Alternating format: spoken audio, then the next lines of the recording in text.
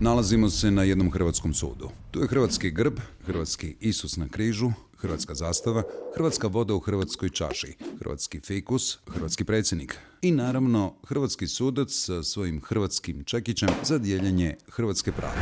Ovo je Balkanska špijunaža, emisija u kojoj vam donosimo manje poznate zanimljivosti o filmskim klasicima s naših prostora. Danas je na redu kultni Balkanski špijun. Evo nekoliko činjenica koje možda niste znali o tom filmu. Kišilo je. Zapalio sam cigaretu i ušao u haustor. Već je prošla ponoć, a meni su lagano nestajale zalihe nikotina. Ovo će biti dugačka noć, zaključio sam kada je iz zgrade izašla žena u dugačkom bež baloneru i velikim crnim sunčanim naočalama.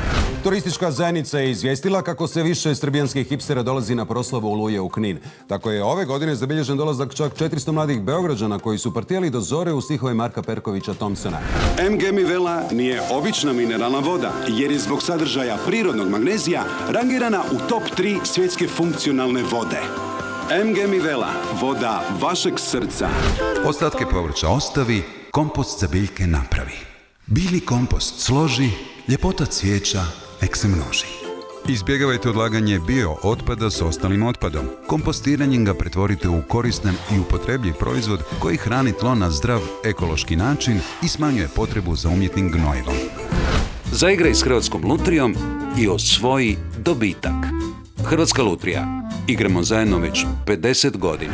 Tako smo se dogovorili, nećemo sad mijenjati. Pa ne mogu, kuži, zašto ja sve moram? Zašto ti nešto ne možeš napraviti? Zašto su računi moj posao? Sve ja? Ne, da. Molim te, ti kad si zadnji sve put? Ti, šta sve Nisam ti? ja. Ništa, ja sve radim. Gledaj Ajde, molim te, plati račune. Ne, zadnji put si ti... Molim te, ne, tako smo se dogovorili. Ajde, molim te. Neću. Zamislite da nikada ne morate gubiti vrijeme odlazeći u banku, a opet je sve plaćeno, dok vi u svakom trenutku znate na čemu ste.